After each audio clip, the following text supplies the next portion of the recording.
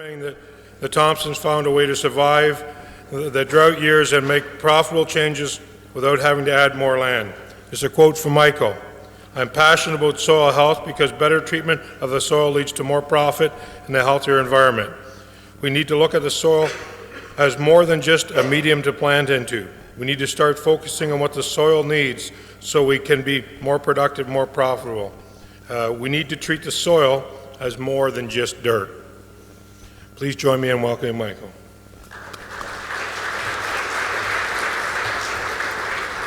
All right, thank you very much. First off, I wanted to say thank you very much. This is my first time in Canada, and I'm really enjoying this this trip up here. It's been very eye-opening. In my environment, just to give you a little taste, I want you to kind of think how blessed you are. I know some of you fight moisture a lot and you get sick of the moisture, but from where I come from, you live in a very wonderful place that's full of moisture and you get timely rains, and then that can make a big difference. Where I come from, we're not so lucky. So preparing for this speech, I kind of was like, well, I come from a dry land environment, you come from a wetter environment, what do we have in common? And I think we have one thing in common. We all have soil, and we all have carbon deficient soil. Even though you have higher organic matters and more rainfall, you're still missing out on a lot of carbon in your system, and I know we are too. And as we go through today, I hope that I kind of talk to some things that maybe strike a nerve or maybe at least get you thinking about your soil and soil carbon levels. So I'm here to talk about carbon in a regenerative system. So we're gonna go ahead and get started. So basically, I farm in partnership with my father, Richard, and my brother, Brian, and myself. My brother is a full-time accountant and a full-time farmer as well. I was a full-time teacher and a full-time farmer till about 4 years ago, where I gave up the teaching and I decided I'd start farming full-time. I do have wife Julia. I have two twins, Madison and Joseph, and my son Thomas. We farm in Furnace County, Nebraska, and Norton County, Kansas, so right there on the state line. As our farm's grown, we've got more into Nebraska. That's where our land availability is. We're from about a 20-inch rainfall zone, so rain can come few and far between, so we've got to try to get as much moisture in the soil whenever we get it.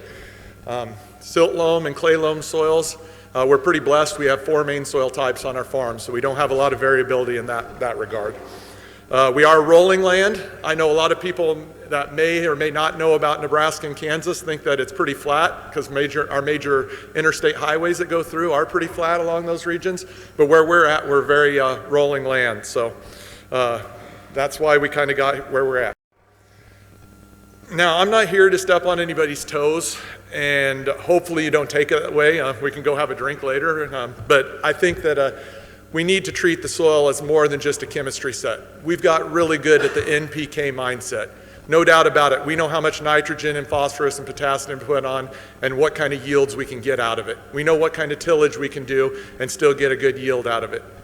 But along with all of that, we've never really thought about the ecology part of it, the biology part.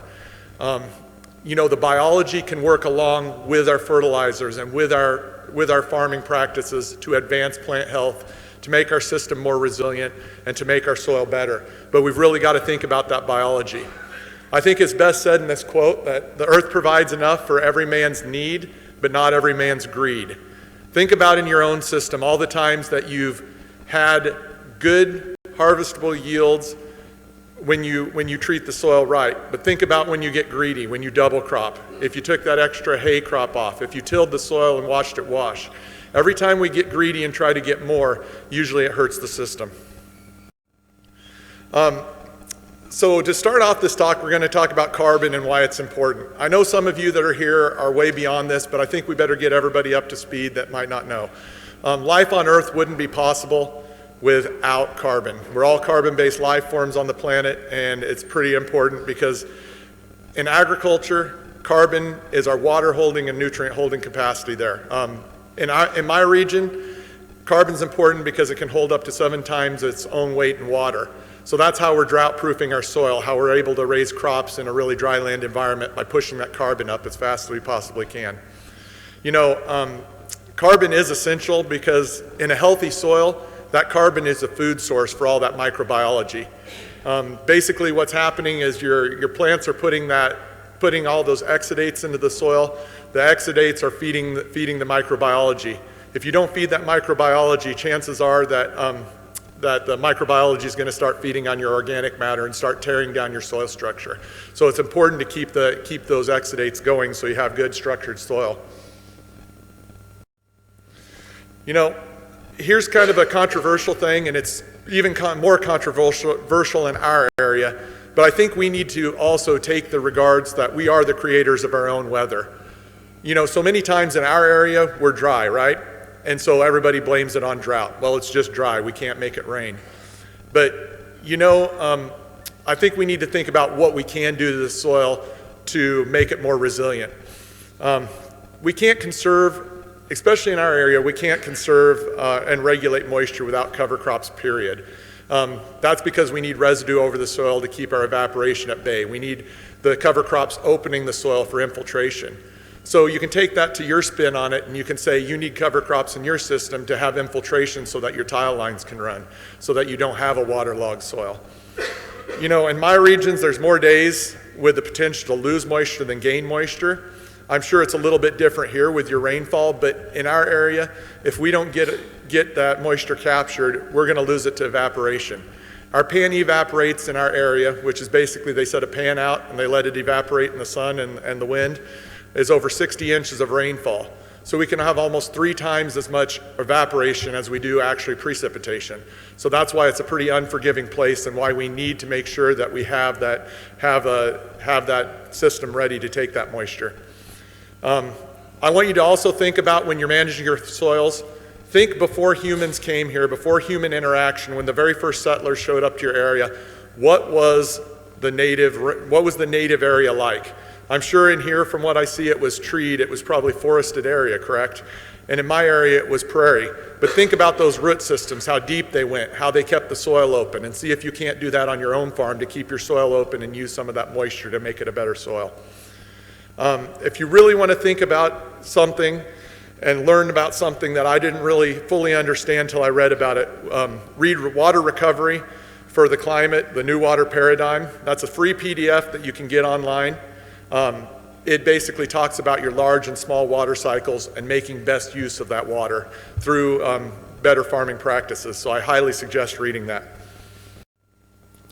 Now we've seen this several times, and I hate to, you know, as we say in the States, I hate to beat a dead horse, but you know, there are principles to soil health that we need to make this function. We need armor on the soil. I know in the last couple days I've heard you guys' slant that you can take, you know, hay and can take residue off. Yes, you can, but that residue does serve a purpose too for a lot of the microbiology, food for the earthworms. So if you do take that armor, you're really stealing from some of the soil too. You need to minimize disturbance. And I know I'm out of my element here because we're completely no-till. But every time you disturb the soil, you are taking that soil, you're breaking apart aggregation, and you're stealing carbon from that soil. So the more you can minimize that disturbance and the more you can go to just an opener, opening up and dropping that seed in the ground, the better off you'll be. You need to increase plant diversity. I know we're in corn bean area. Even in my area, we're moving over to more row crops all the time. So if we're just moving into 2 or 3 main cash crops, we need to get that diversity in with the cover crops. Keep living roots in the soil as much as possible. I know much like you, I have times where I'm too dry. You have times where you're too wet or too cold, but we need to find ways in our systems to get these cover crops in there to get that carbon back in the system. And for me, I think it's essential we integrate livestock grazing on the land. Livestock or manures seem to really stimulate the soil biology to a different level that you wouldn't have with just regular cover crops and no-till. So the whole thing, I'm really not a fan of the word regeneration. I'm only a fan in the sense that I like the word regeneration in the fact that it means to restore, to renew. But I don't like it branded as a subject. I like to think of each one of us in this room, and hopefully you think of it too, as you're a steward. You're a soil steward.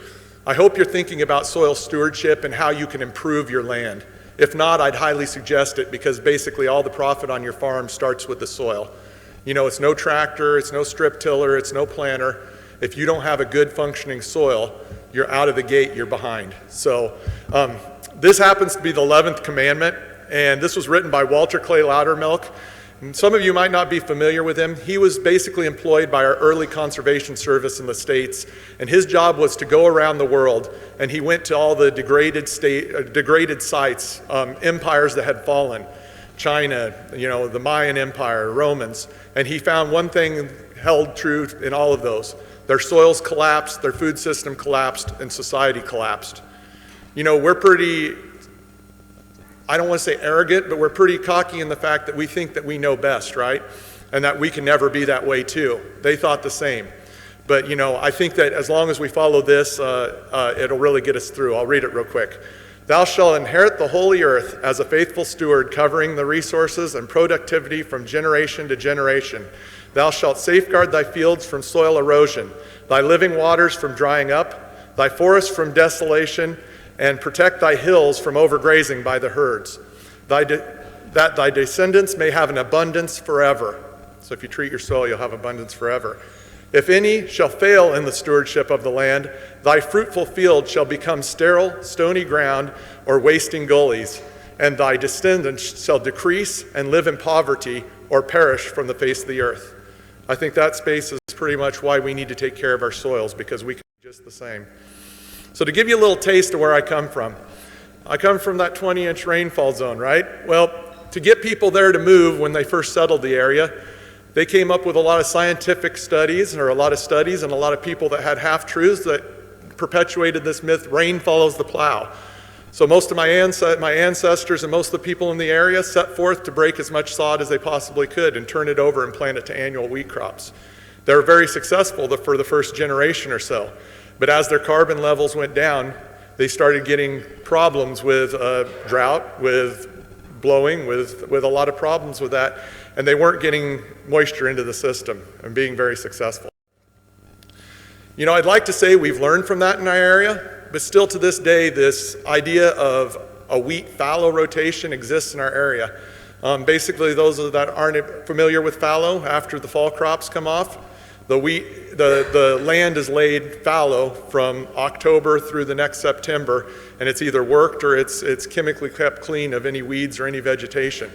And this has happened to be a friend that was flying over eastern Colorado and western Kansas, and he took that picture. And I hope you can see that there, that's thousands of feet, that's dirt going thousands of feet up into the atmosphere. And in 1907, they already were talking about how wore out, depleted, and dead the soils were. But we no matter how bad our soils are, we can fix them. We can make them more productive. Years ago, I don't know if you heard several years ago about the United Nations came out with a report that said 60 years of farming left. I remember it because I was the first one that scoffed at it. I said, we're doing no-till. We're keeping the ground covered. We're doing a good job. Then I started opening my eyes, and I started looking at my own back neighborhood, in my neighborhood, and I'm sure you can do the same if you drive around yours and you really look. Look at the scars that are on our land. Are we a little closer to 60 years than we want to admit? I think we are. Is it soil or is it dirt? This is in my area. That first field is actually an irrigated field. They actually pump water out onto that. It has so little infiltration that it goes down to that corner, runs down into a sedimentation pond, and they pump it back up through a pivot. They've disc ripped, so they should have good infiltration, right, because of the ripper? Not so. Second one, we think that no-till is the best. This was no-till soybean stubble. The wind came up, and look how many tons of soil they lost. This is fallow, for those that don't know what fallow looks like. Nature wants to keep it covered, right? Those few green weeds out there are desperately trying to improve the soil. And we think we know best, and we're forcing our management on them. What's the guy doing? Working the ground, killing the weeds off. And what's happening in the back? Soil's blowing away. Most important resource, and he's destroying it right before his eyes. This really hurts. This was not too far away from me. We have lost probably about 20,000 acres of rangeland and pasture in my area in the last 5 to 10 years since crop prices went up. People took rangeland out and converted it to cropland. This is about 6 years old. How productive is this land going to be in another 6? Look what we've done in 6 years. Which are we farming? Clay brick, or are we farming a sponge? I'm sure even in your area, if you walk across the ground, you can find a lot more ground that's more like that clay brick. To make a brick, we take it and we chop it all up, put it in a kiln, and burn the organic matter out to make it hard. Not much permeability there, is there? But think about tillage. What's tillage do? Chops it all up, burns your organic matter out, and makes it hard when it dries. If we do a little bit more on our stewardship of keeping that living root in the soil, we're feeding the biology. We're basically putting exudates into the soil. We're creating life. We're creating a place that's porous where our soils will drain and our soils will grow good crops with nutrient exchange. The hardest part about this, and I'm not trying to try to get too technical on a lot of the stuff we're doing because it might not work in this area, but I say that 90% of it's right up here in your head. It's mindset. So each one of us inherently has this comfort zone, right? And most of us, our comfort zone lies in tillage. Grandpa, great-grandpa, great-great-grandpa used tillage to farm. So they had good advice and they passed it down through the generations, right? That was where we felt safe and in control. Some of us that stepped outside of that zone moved into the fear zone. Some of us progressed to the next zone, but some of us only got to the fear zone, where we felt like we lacked that self-confidence, where we couldn't go on to the next level. We'd find excuses. Oh, it's too wet for no-till. It's too dry for no-till. It's too wet for cover crops. It's too dry for cover crops. Neighbor comes over and what's that mess in your field? You feel bad, so you go out and try to conform to what everybody else is doing in the neighborhood. And then you revert back to that comfort zone, right? Well, if you actually move into the learning zone, when you're here at these conferences and start talking to people, I hope you physically get out and talk to people. I know it's not my forte. I was never a good speaker, so I'm probably not the best one to be up here. But I started talking to people, started seeing what could I do better and learning from their mistakes, and we learn from one another. And we start dealing with some of the challenges of our region or our area, or even with our soils, period. We start acquiring these new skills at conferences. Maybe you hear a crazy idea. I'm not saying do it on your whole farm. Do it on a few acres to try. You extend your comfort zone. When you extend your comfort zone, you start moving into kind of like a growth zone. So once you start growing, it's kind of addictive. You want to try new things. You want to do better for your soils. You start seeing a carbon-rich soil. It starts draining better. It starts raising more crops that make it through dry and wet times. You start setting new goals. Once you've got those goals, you can conquer those objectives and check them off your list. Then you set new ones, and you keep moving. It makes a purpose. It makes farming fun. Farming shouldn't all be work and paying the bills and everything. You should have some fun with it. So, you probably think that I have a long-term no-till existence, that I probably grew up as some little rich kid that his dad and granddad maybe even no-tilled. But growing up, at 8 years old, I was put in a four-wheel drive tractor, much like this one. My job was to follow my mom and dad. They were combining the wheat fields, and I would disc the stubble as fast as I possibly could, because if we didn't disc it fast, it would set up like a brick. We didn't think about why it set up like a brick, it just did. I'd like to say we were better on the cattle side of things, but our cattle went out into the pastures in April. We go get them in October. By about August, they were out of something to eat. They'd be tearing down fences, and the neighbors' crops or our crops, and we'd spend all day after cattle, and I hated them. I absolutely detested cattle, so it's kind of weird that I'm talking about them today, huh? Anyway, but I never thought I'd have a cow on the place, because I remember at 18, I remember telling Dad this in a rant after we'd fixed fence all day. I want these cattle gone, and I'm going to break every last piece of ground that we've got, and I'm going to be a farmer. Boy, nature, not that way anymore. So at 18, I was also told that my dad was going to be the last farmer on our operation. He worked very hard. He was successful in paying his bills, but the huge inputs and the huge diesel expenses wasn't looking good for profitability on our farm. We weren't hurting, but we were just getting by. My mom wanted better for my brother and I, so she set us down and told us, go out somewhere else. So if you want to succeed, you should strike out on new paths rather than travel the worn-out paths of accepted success. John Rockefeller said that, and whether you like or hate the man, he was very successful at what he did. This kind of spurred me along to kind of say, well, I didn't follow my parents very well, because I went and got the college degree, elementary education degree. I went and got my graduate degree. And much to my parents' chagrin, I ended up farming again. I bought my first land and started farming with my father while I was still teaching. So when I bought my land in 2000, I was like all pumped up and went to some conferences and heard about no-till. We were just going to abandon tillage because tillage was the devil and that was the problem. So, nothing happened. Infiltration rates didn't go up. Organic matter levels stayed the same. We still had crop failures when it got dry, or it got too wet and we drowned it out. Most of all, 2007, 8, and 9, corn hit a high, so we went on corn, on corn, on corn, and we got resistant weeds. We were faced with resistant weeds we could not kill with chemical after 3 years of doing Roundup Ready corn. So we were basically either having to revert back to tillage, or we had to find something, that we were going to do. So seeing as I was bad already, I was, brave enough to suck at something new. So I determined, if no-till wasn't working, what the heck? I'll try these cover crops, right? So why I adopted cover crops was we needed basically the forage for the livestock. Again, this is pretty, hills. They don't take on much moisture if you don't have the infiltration in them. So we needed the soil cover and we needed the infiltration on our hills to get more moisture in the system so we could grow crops. And most of all, we needed residue to cover the soil. No-till wasn't working without any cover or residue.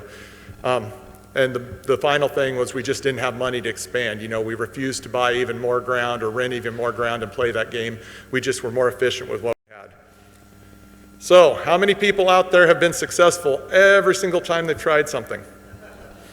Well, I'm here to tell you my first attempt at learning, or my FAIL, was a sorghum Sudan monoculture cover crop. I thought I did everything right. I had good cover. Left all that to catch snow all winter long. Snows never came, rains never came. Next spring we put corn into that. Very poor stand of corn, and it was even poorer yield when we went to harvest. So I had to go back to the drawing board. I needed to farm like Mother Nature made it. Basically, she made it with cover over the top of our soil, the living roots in our soil, and in our area we had the ruminant animals grazing. This built soil resiliency. We needed those rooting systems that went further down into the soil instead of one rooting system that took all the moisture out of the same place our crop needed it. Not too many people, we see this all the time, but I think the most important thing here is not the plants, not the animals, not the microbes, not the worms. It's the sun. How many times do you think about the sun? It's up there, comes up, goes down. The power of the sun on a square yard of soil can basically power your kitchen for a year. That's pretty powerful. And if we're not catching it with a green growing plant and turning it into exudates, feeding our soil and building our carbon, it's all for naught. It's wasted energy. It's just like leaving your tractor running all day and burning the diesel out of it. It's all for naught. So think about using that. The carbon pools. There's a lot of talk about carbon pools. Your stable organic matter, people talk a lot about the chars and the humates, and I'm not discounting that and saying it's bad, but those are more of the stable soil organic matter.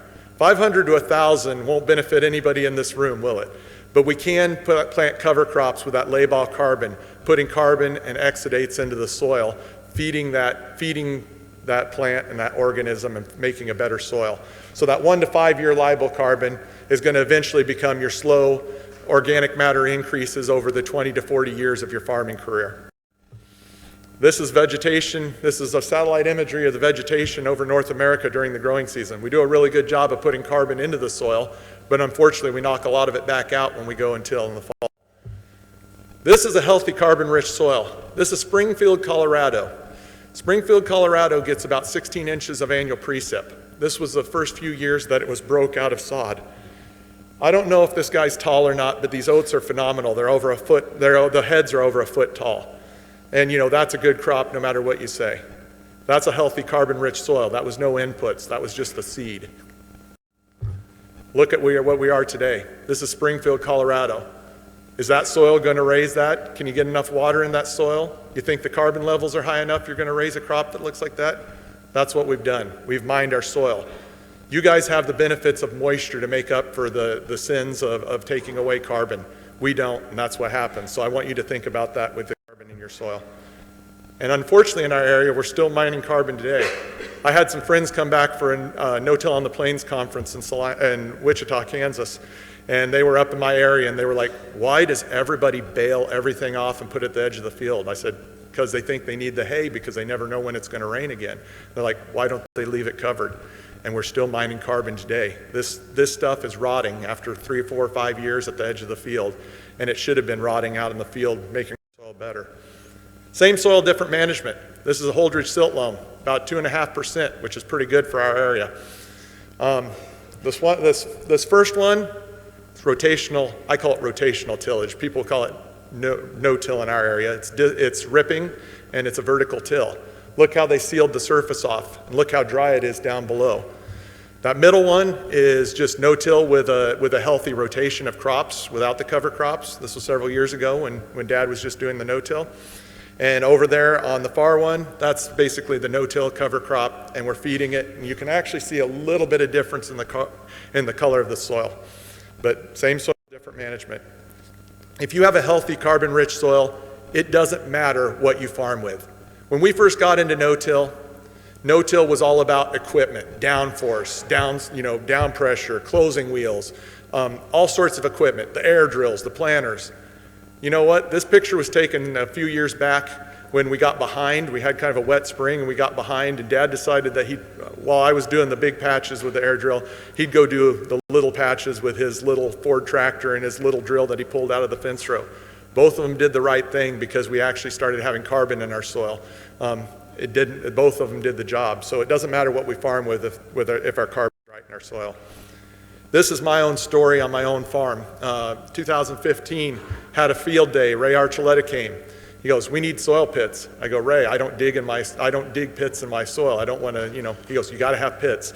Thank God he said pits. I would have never understood what I'm doing to my soil with cover crops. The first picture is about a 2.7% organic matter. It's my dad's ground, good corn, wheat, soybeans once in a while. And you can see about 12 to 18 inches of that carbon band there at the top. Over here where I got the stuff that was on the side hill that was the dumpy ground that wasn't really producing well next to our pastures. We did a spring cool season cover crop followed by a warm season cover crop. And if we had moisture, we'd try to get it back to one more crop after that. Look, we put almost 36 inches of that deep soil carbon in that profile. So we can change our soils. This is the difference carbon makes. The top one, Holdridge silt loam. It's not perfect. You can see some problems, but there's a lot more aggregation, darker content, carbon content to that soil. This is our side hills, our clay loams, below 1% organic matter. This is about 1.5, 1.7, maybe almost 2. And down here is below 1, probably about 0.5% organic matter. So putting that carbon in there, we can build our soils. And this is some new ground we took over. My dad's cousin was a full tillage guy, and really you can see that there's blocky and it's not the best, but we're fixing it with roots. Try that again. Well, that's what a cover crop looks like. It's actually a video, it's not going to play, but basically how much green growing, you see a green growing plant and you don't see basically any soil that's not putting some putting exudates in the soil. Okay, so what's it mean to you to have a green growing cover crop? It's feeding your microbiology. You don't have to buy fertilizer like that. Microbiology is money in the bank. It basically is your free underground help. You don't have to buy extra fertilizer. It's your fertilizer. It helps you extend your fertilizer budget. It also can help keep your plant healthier and more resilient. You might not have to spray that extra fungicide over the top because your plant can be healthy. Soil life creates a lot of amino acids, enzymes, things like that feed the plants. So that's what it does. It's basically your free help. Fungal hyphae. It'll go into places that your roots physically can't go, into crevices in there. It'll extract nutrients and water, so it'll get you through dry times and it'll be more nutrients. We're using water to improve soil.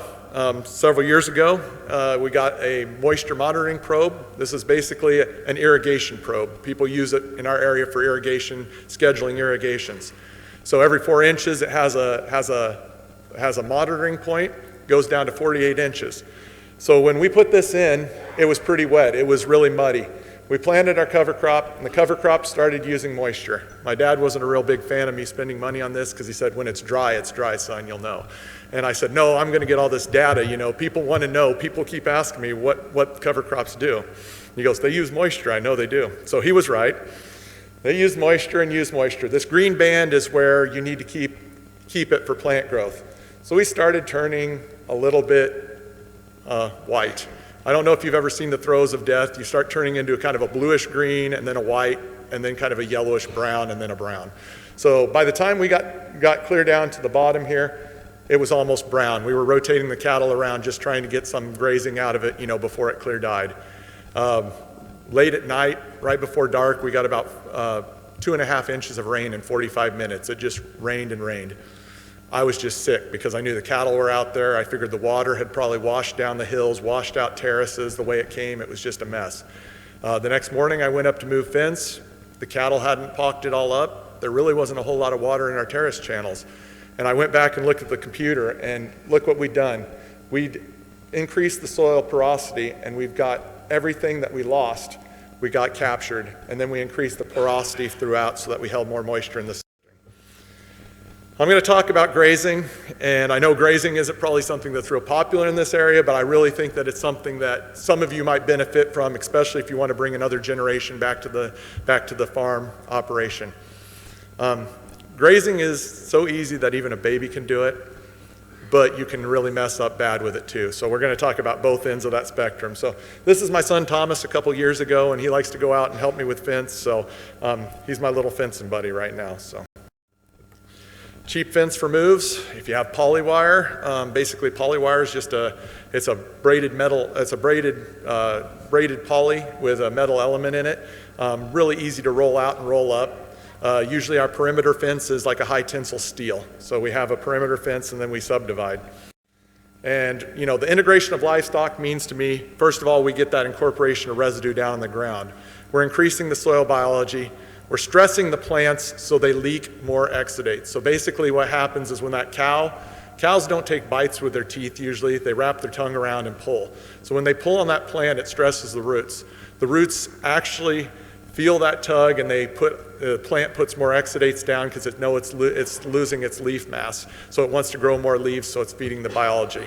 So you're putting more sugars and exudates in the soil, getting a better carbon. Why I like high stock density. The hoof impact gets this down in contact with the soil. Again, the more residue you leave over the soil, you're not going to have a problem with pugging it up or falling into there. But cattle spend less time on each acre, and when they spend less time on each acre, they limit the compaction levels. I know up here it's pretty common, vertical till, probably chopping corn heads, that kind of thing to manage corn residue. This is how we manage our corn residue. This was this winter. We kick the cows out, subdivide, and look at what we've got. You can't hardly see the corn rows over here, and they're also giving us free nutrients, the urine and manure out there. They're sizing our residue, and that helps the worms and the microbes take it down for the next spring. What about compaction? Compaction's not a problem if properly managed. You have to keep them moving. Basically, I'd suggest you leave plenty of residue. That means limiting yourself on a few grazing days, moving them a little bit earlier than you need to, but you need that residue to keep them up out of the soil. Works just like a snowshoe does. When you put a snowshoe on, you don't fall through the surface of the snow. That residue keeps you up out of the surface of that soil. Basically, this is my penetrometer. I'll show you in just a second. This was grazed before we planted it corn, and so this actually shows if it stays in the green, basically it's basically got no compaction in the soil. So as we're putting it down, and I'm doing it one-handed so it's a little shaky, but it stays on the green all the way down. So basically we're creating a more porous soil and we're not putting compaction.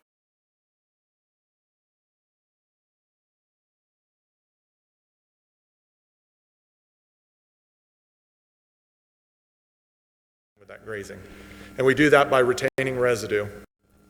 We retain residue by giving them shorter periods of time to graze. I'm not saying you have to move them every day or every 2 or 3 days. Usually after 3 days they trail off in performance and you really need to move them by at least every 3 days. But you need to make sure that they have plenty in front of them. This is about 144 head on about 2.5 acres. And this first picture is in the morning. You can see a few cows down here at the edge of the field. They're all over out there. You just can't see them. Then by evening you can see them. They've stripped everything off.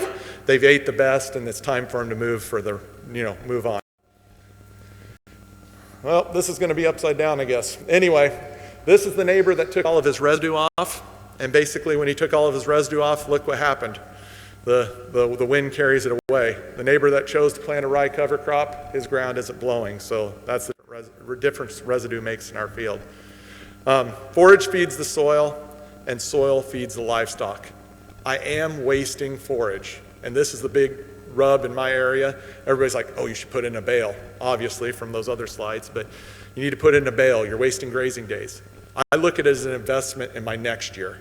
You know, if I take too much, I'm going to hurt myself next year. It goes back to that greed factor. If I'm greedy this year and try to take extra grazing days, it's going to cost me yield. I give up. I do a deferred thing for the future, defer it this year, so I've got good residue for the next year to plant into, and that's feeding my underground livestock. Because whether we want to know it in the room or not, everybody has livestock on their farm, just not above ground livestock, your underground herd. You know, who wants to move fence? Isn't it hard? Blah, blah, blah. It takes about 35 minutes to move a half mile of fence, and I haven't seen too many fields up here that would be more than a half mile of fence that you'd move. And it takes me about, 35, 40 minutes tops, and that's on foot. If you have a side-by-side or an ATV, it would take even less. Contrast that with the way we used to run cattle.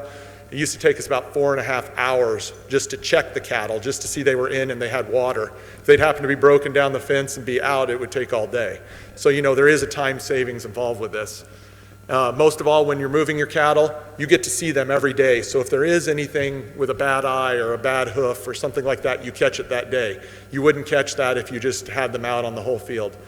And most of all, what it means for me, I put up with way too many wild cattle in my youth, and I was done with that game. So cattle are very, very tame when they're moved daily. And this is a picture that I have with my 2-year-old twins out there where they go out with me. I'm not worried about them because these cows that are out there, they come up and they'd rather nose and lick them to death than anything. So, it's nice to have tame animals. This is what a move looks like. Everybody thinks you have to hoop and holler and get behind them and be a cowboy. All you have to do is drop the fence. They're pretty smart animals. They know when their next break of food comes. So one goes and they pretty much all go. So, this is over 200 head of animals that are just going. Once they go, they go. And I want you to look. Most of them have a pretty good sheen or a shine on them. They're good. They are a little bit too big. We're working at getting our herd size down. If you're running animals on this forage, you want a smaller animal. But, we're doing it in littles. We're doing it as we go. But.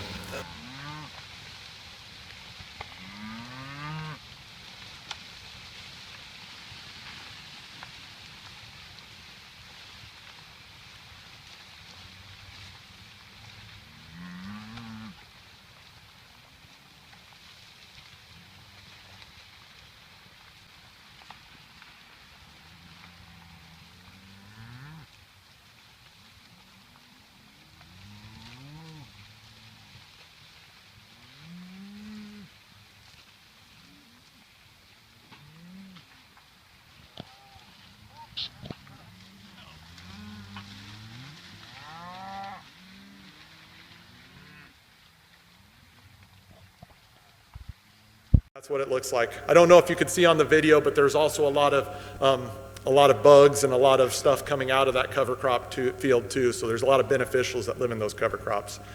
If you're doing this, watch forage levels. This is my story. One day my dad and I went to a no-till conference, ironically enough, and Dad said, well, I'll swing by and look at the cattle in the morning because he said it's on the way and I'll pick you up. So I said, good enough. And I said, did you drop the fence and move them to the next paddock? He goes, oh, no. He goes, there was plenty of residue. So it looked something like this in the morning. Well, when we came home that night, it was absolutely bald. This was about 2 weeks after, and you can kind of see that it's recovered a little bit. But, watch your forage levels. The difference in here was almost 30 bushels of yield because we took too much off. So, watch your forage levels if you're doing it. Nutrient spread with strip grazing, it's important. You get a nice nutrient spread. Manure's out there, and we'll talk about that on the next slide. Cycling of nutrients. A lot of people just want to kick their cows out, put a fence around the whole perimeter of their field, and do it easy, right? Well, it's easy, all right, but it takes you 27 years to get a pile of manure per square yard on your ground. If you subdivide that, you don't have to have them all in at the same time, but if you do 12 subdivisions, so you move your fence 12 different times across that piece of ground, it takes you 4 to 5 years. If you subdivide 24 times, so you give them smaller areas, it takes you 2 years. This is on daily moves on our own farm. You can see the nutrient spread there. It's free fertility. Remember to leave soil armor. I really think that's an important piece, that no matter where you are, we do need to leave that soil armor. It helps keep the compaction out of the soil when you're either taking cattle across or when you're taking combines and tractors across, because you're feeding that guy right there, those worms. Eat the best and leave the rest. Again, I'm not afraid to waste some forage. You can see that's clear up to the hock on the animal, and I waste some forage, but it was paid back to me in the following corn crop. Kept it weed free. Fertility removed versus grazing hay. I don't know about this area, probably not as much, but a lot of people are like, oh, I can take my cover crop off as hay. It's going to be money in the bank. I'd suggest not doing that, because look at the nutrients that you can remove. This is in our area. You know, a cow calf removes, and that's in pounds, the pounds of beef that leave in that calf. 4 tons of hay, that's a dry land hay in my area. Irrigated would be 9 tons of hay per acre, but look at that 9 tons. I'm sure you can raise that easy up here. 400 pounds of N, 80 pounds of P, 80 pounds of P, and 320 pounds of potassium. What could that do to the following crop if you left that in that field? That could be a big money saver, couldn't it, when it cycles through? Most of all, this is what our planting looks like. You know how I said minimize disturbance? I live by it. We don't even have row openers on our planter. We basically use good sharp opening discs. And you can kind of see over here on the first one, basically that's already been planted. And you can kind of lightly see where we've gone, but that's right behind the planter for the overview. We don't leave much disturbance. And guess what? The corn does come up behind that. This is the other side. You know how I said we were out of grass in August? Well, this is kind of side by side. A neighbor in August versus ours in August. You know, we've got a mixed sward with some, and we're starting to get some clovers coming back in our grass because we've got rest and recovery now. Versus over there, they're basically eating dirt. A lot of times they have to start feeding hay about August in our area if they don't do some rotational grazing. I'd be amiss to say this is easy and this is a quick process. And going over this, I started looking back. The first picture is 2013. This was my very first year that I really did the whole herd as a large herd and got a good cover crop going and grazed it and left plenty of residue. You can see I did everything right. I left the residue, I kept my compaction out of the field, but what happened? We got a drought in 2013 in our area. We didn't get a good stand of corn, and that corn doesn't look too hot, does it, even though we did everything right. Well, couple that with this second one was 2019. This was last fall's cover crop, or corn crop. And you can see there that there's starting to be bare spots, right? That's our nutrient cycling. It's starting to eat, you know, so we need to take that corn crop off and get the system fed again. But I want you to look, that's the same fertility, same exact fertility to a T that we put on both corn crops. Which one is our fertility doing more? Which is going to be healthier corn? Which is better? I know that first one was drought stress, but you can see a large market difference in what the soil's doing when the soil's feeding the crop. You know, this is just some added economic benefits. I could put a lot of different things on, the diesel savings, everything else. Saving topsoil, not having to rent more pasture, no bought hay, cattle gain more, they have better body condition, they stay in better shape. When we take our animals to the sale barn, usually our calves bring a premium because of their good looks. People think that we fed them grain for quite a while, and we haven't. They extend the grazing season. Not having to buy more land or rent more pasture, we can extend our grazing season and also get the good of those manure and nutrients and that nutrient cycling out on the land. So again, it's not a linear system where you can just plug certain things in. It's kind of a circular system that you've got to bring all together. This is kind of where the rubber meets the road. Hopefully this will play, but if not, basically what this is a high input no-till system. All those little dots up there, that's soil bacteria. How much other stuff do you see on that slide? Nothing. This is NPK. This guy's a very good producer in our area, super good producer. But how much biology do you see? This is my no-till and cover crops with the grazing. You see nematodes, protozoa, earthworm, you see protozoa, you see the fungi, you see a lot of different things working in concert. That's my nutrient cycling that's happening. That's my free underground workers. They eat each other, they kill each other, and then that goes into the plant. And most of all, what this means to me is leaving a good legacy of management. The more I invest in the soil and make my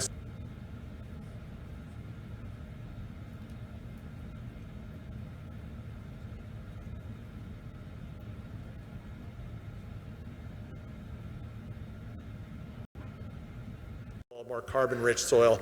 I hope someday that I don't have to tell my son and my twins that they don't have a place on the farm. I hope that I can make a place for them. We can stack more enterprises and I can leave a good legacy and a better soil than what I found it in. So this is for my son and my kids as well as it is for my father. He never thought we could do in the last 10 years what we've done either. So it's been pretty awesome to see the journey, and we haven't done it that long. Again, mindset. Whether you think that you can or think that you can't, you're right. I go into a dry land climate and go to some conferences and every once in a while share my story with people, and people are in disbelief. You're using up moisture, you can't do that. And maybe you think, oh, well, he's got livestock, I can't do that. And if you think that, you're probably right. But mindset, whether you think that you can or think that you can't, you're right. This is my information. I'll try to help anybody. If not, I know some people in the area that could probably give you better answers tailored for your area, but our soils do kind of function the same. Kansas-Nebraska Soil Stewardship Group, that was a couple people.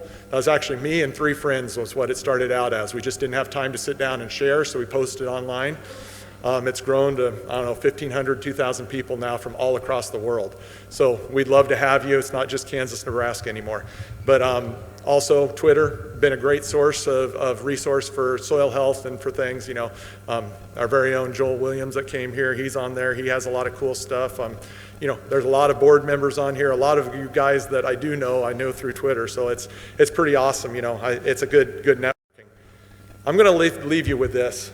I hope I can make it through. I get a little passionate about this, so I'm sorry if I can't make it through with a strong voice. But I think I want to leave you with a stewardship message, and this is what it means. This was in Australia, and this was written by a father to his son, and basically, saying, do better than I did. So I'm going to try to keep it together here, but it kind of gets me a little bit teary-eyed. So now this is the law of the land, son, as old and as true as the hills. And the farmer that keeps it may prosper, but the farmer who breaks it kills. Unlike the laws of man, son, this law, it never runs slack. For what you take from the soil, son, for your own son, you've damn well got to put back. Now we of the old generation took land on the cheap and made good. We plowed, we stalked, we burnt, son, and we took whatever we could. But erosion came creeping in slowly, then it hastened on with a rush. Our bluegrass went to glory, and the wiregrass we don't relish much. The good old days are gone, son, when those slopes were white with lambs. The lands are thin and starved, son, and the silt has choked our dams. I have paid for this farm and fenced it. I've robbed from it, and now I unmask. You've got to put it back, son, and yours is harder the task. Stock all your paddocks wisely, rotate them all that you can, block all the storm waters flowing, and spread them out like a fan. Tramp all your straw into compost and feed it back to the soil. Contour your lands where they need it. There is virtue and sweat and toil. We don't really own the land, son. We hold it and we pass away. The land belongs to the nation to the dawn of Judgment Day. And the nation will hold you worthy, and if you're straight and just, you will see that to rob from the land, son, is betraying a nation's trust. Don't ask of your farm a fortune. True worth ranks higher than gold. To farm is a way of living. Learn it before you grow old. So this is the law of the land, son. You've got to take, you've got to put back. And you'll find that your days are full, son, when it's time to shoulder your pack. Thank you.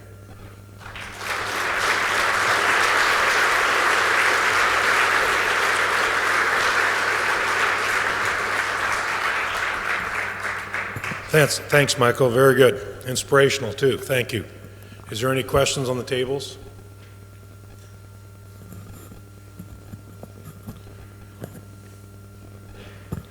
Okay. I'm going to move forward now. There may be an opportunity to reach out. I think Michael's here for a good chunk of the week. I heard rumors that he's taken the dubious Uber route of having Ken Nixon take him to the airport, and I really don't know about that, but we're not sure. You showed a lot of good judgment up here, I'll say that, Mike. We might question it now with that statement, though. Okay, so we're going to head into our next breakout sessions. So the ones that we have coming at us here now, in this room, strip till tweaks with